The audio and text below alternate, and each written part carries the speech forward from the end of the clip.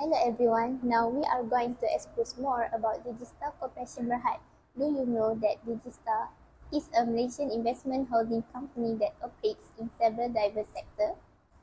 It was established in 1982 and listed on Bursa Malaysia in 2003 under the stock code 0029. Digistar is categorized under the digital services subsector of the technology sector. Although it began as a small communication system specialist, Digistar has since expanded its presence across multiple industries, offering services in technology integration, concession infrastructure, hospitality, and property development. According to its 2024 annual report, Digistar operates in both the secondary sector through the production of electronic and broadcasting systems and the tertiary sector by providing technical and professional services to both public and private clients. This hybrid focus gives Digistar flexibility and endurance, especially in Malaysia's evolving economy where technology and infrastructure are national priorities. For the first segment, system integration, where the company offers advanced technology solutions such as telecom infrastructure, security monitoring, and broadcasting automation. These services are mainly provided to government and media sectors, helping improve digital connectivity. Secondly, concession services involve long-term agreement, usually under public-private partnership models. Digistar handles the design and construction of government-related infrastructure and manage these facilities over time, ensuring stable long-term income. Next, under rental and hospitality services, the company manages hotels and residential units, provides hotel TV system, and offers property rentals. This segment generates recurring income and support their financial stability beyond tech projects. Finally, property development includes selective real estate investment projects. Through this, Digistar strengthens its assets and ensures long-term capital growth by developing and improving land and buildings. By combining these four diverse segments, Digistar builds a balanced, resilient business model, staying competitive Malaysian tech-driven. I will now explain a summary of this slide which show 5 important MFRS applied by Digistar Corporation Berhad. The first one is MFRS 11C, which about physical assets like building and equipment that are used over more than one period. Digistar measure this asset at cost and depreciate them using the straight line method. The disclosure include the method use, useful life, and classification of asset. The most common asset here is building. Next is MFRS 15, which relate to revenue from contract with customer. For Digistar, this is important because the company is involved in long-term construction. They recognize revenue progressively using the percentage of completion method.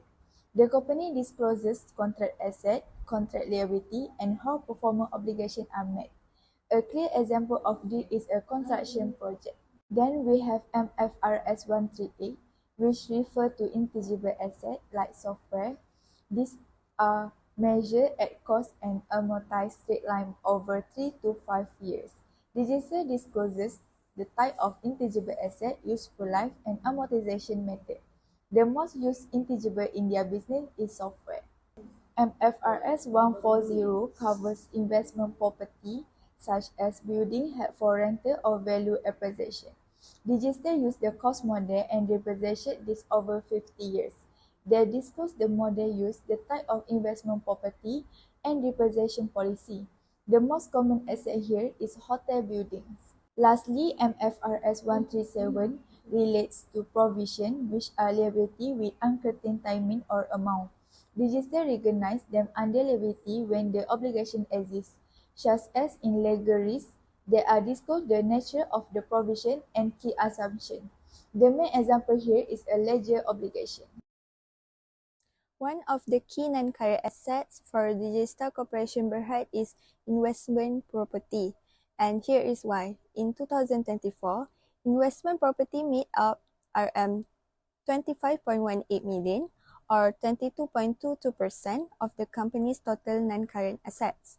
This is a significant proportion, showing that Digistar has allocated a large part of its capital into real estate assets.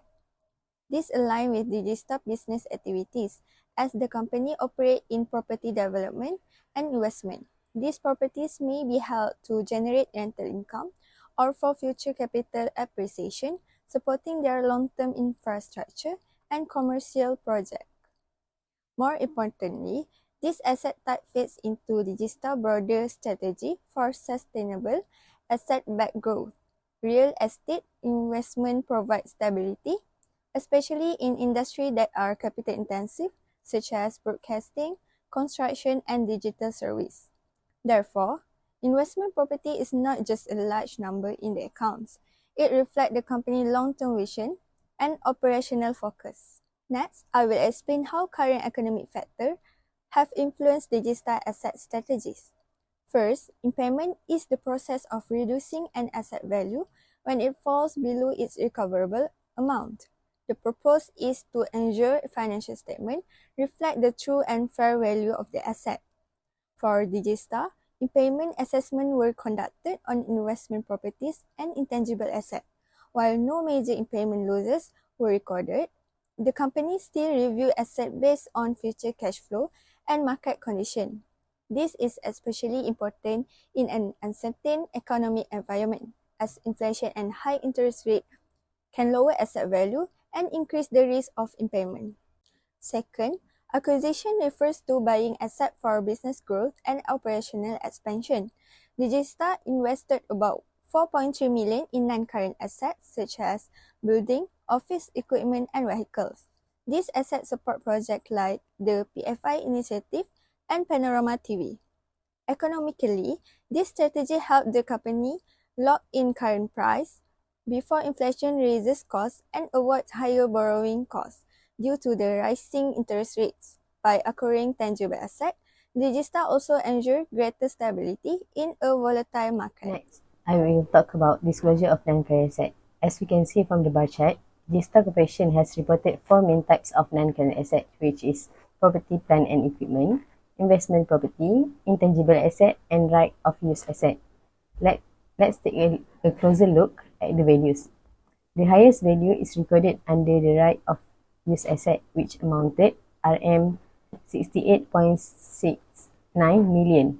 This is a significant portion, suggesting that leasing plays a major role in the company's asset structure.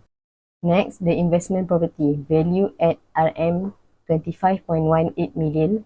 Property, plant and equipment, or PPE, comes in at RM 2.25 million.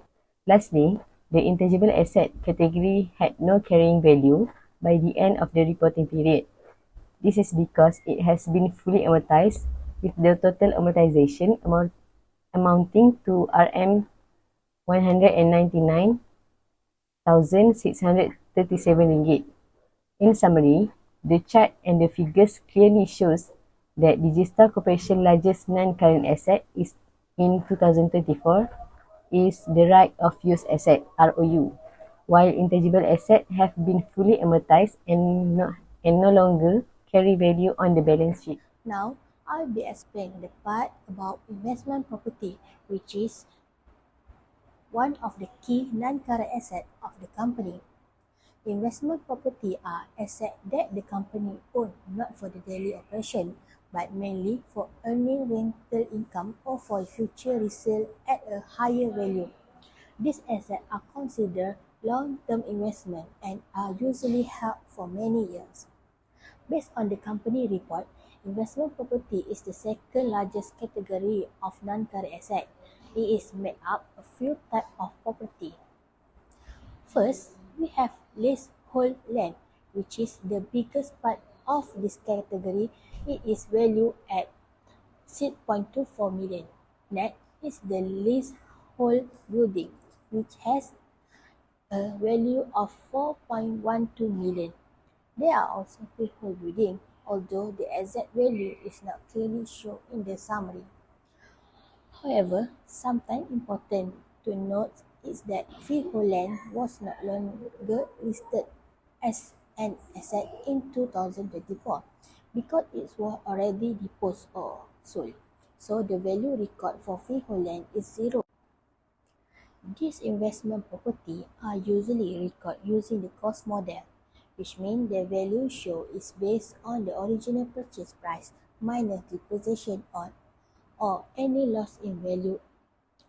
From a financial point of view, investment property are very useful for the company. They can help the company generate passive income and also increase the company asset value over time, especially if the market price of land or building goes up. So, in conclusion, the investment property section gives you a good idea of how the company is using its asset not just for running the business but also for growing its wealth in the long term. That's all for me. Thank you.